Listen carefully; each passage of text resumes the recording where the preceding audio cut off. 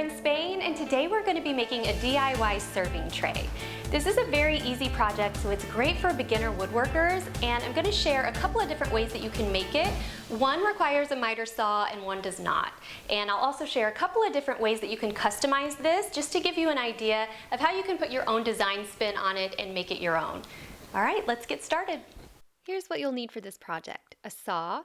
I used a circular saw and a miter saw, but the miter saw is optional. A square and clamps if you use the circular saw. A sander, a brad nailer, 1.5-inch brad nails, a drill, drill bits, a sanding block is optional, wood glue, a tape measure, pencil, and safety gear. You'll also need 2 drawer pulls to use as handles, a project panel, and 1x2 boards. First, measure and cut your project panel to the desired dimensions, so whatever size you'd like your tray to be. I cut mine to 12 inches by 18 inches.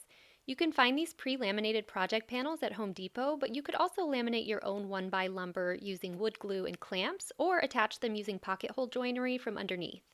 I cut my project panel, which will be used for the bottom of the tray, using a handheld circular saw, and I always find it helpful to clamp a square or a board down to use as a straight edge to guide my saw. Then I sanded it smooth with my orbital sander.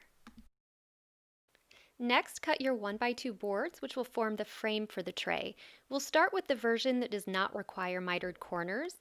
First, I cut my boards to 2 boards at 12 inches long and 2 at 19.5 inches long. Then I used a sanding block to sand any rough edges. Next, it's time to attach the frame to the tray. I used wood glue and brad nails for this, and I just poured some glue onto a paper plate for easy access. I also like to use a silicone glue brush to apply the glue. I attached my shorter pieces first and then the longer side pieces, and I used 1.5-inch brad nails. If you want to ensure that your measurements are accurate, you can attach your shorter side pieces before cutting your longer pieces. That way you can cut them to fit perfectly by lining up your board to your partially constructed tray, marking it, and then cutting it. While that's drying, I'll show you how to make the version with mitered corners. First, set your miter saw to a 45-degree angle.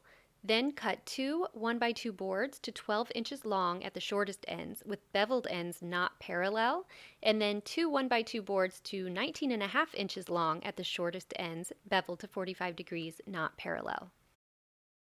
Sand any rough edges and then attach it the same way as the other version with wood glue and brad nails. You definitely want to do a dry fit first before you glue and nail them on, just to make sure that your mitered corners are going to line up perfectly.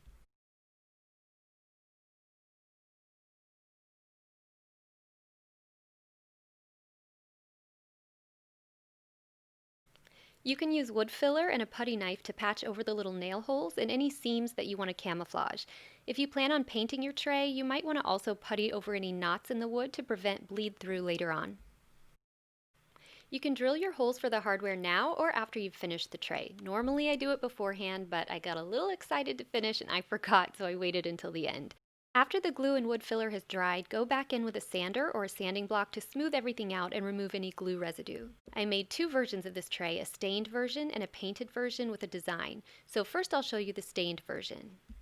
Latex gloves are hard to come by right now due to the pandemic, so I improvised with a plastic bag, but you'll definitely want to protect your hands for this part. For this tray, I used a cotton cloth to apply a pre-stain conditioner and then waited 15 minutes and applied my wood stain in the color Special Walnut.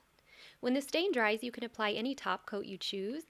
I like to use water-based polyacrylic, but a water-based polyurethane or even a furniture paste wax would work fine. For the painted version of this tray, I wanted to paint a design, so I used painter's tape to create a diamond shape. First, I measured and marked the center point of each edge of the inside bottom of the tray. Then I lined up my painter's tape with those marks and connected them, creating a diamond. Don't worry about the ends of the tape right now because we'll be trimming those off before we paint. This is the point where you can have fun customizing this to look however you want. You can stain it, paint it, stencil it, add a design, choose any color or pattern you like.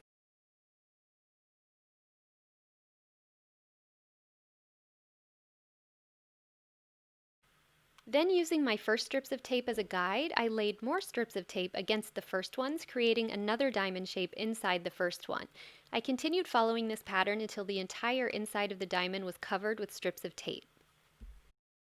Next, I used an X-Acto knife to slice away the excess tape around the edges, and then I sliced and removed the second layer or row of tape inside the diamond. The reason I did it this way was so that each remaining diamond would be evenly spaced, so that extra strip of tape served as our spacer. Okay, we are going to paint over the tape, and I just used interior latex paint with primer since that's what I had on hand, but you could use any kind of paint you choose. Acrylic craft paint would work great for this. I used a brush for this, but if you prefer to use a small roller, you can, and then just use a small brush to get into the corners. You want to make sure your painter's tape is pressed down firmly before you start painting to make sure the paint doesn't seep underneath the tape. This tray required 2 coats of paint, so I let the first coat of paint dry completely, and then I came back in with a second coat. While my second coat of paint was still damp, I peeled the painter's tape off. You don't want to let the paint dry completely because then you'll be more likely to pull some of the paint off with the tape. By the way, this is just one example of a design you could make, but there really are so many different patterns you could make using painter's tape, or you could use a stencil or vinyl decals. This part is so satisfying, just watching the tape come up and creating the design. You can seal this with water-based polyacrylic or furniture paste wax if you want to. Now it's time to add the hardware.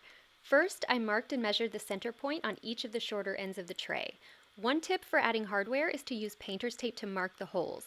I knew I wanted to drill a 1/2 inch from the top edge of the tray, so I positioned the tape accordingly and then marked the holes. Then I measured and marked the center point between the holes so I could line that mark up with the center mark I made on the tray.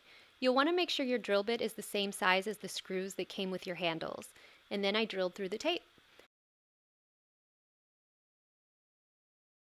I erased the pencil mark that I made on the tray too, and I used the same piece of tape on the other side and repeated the process.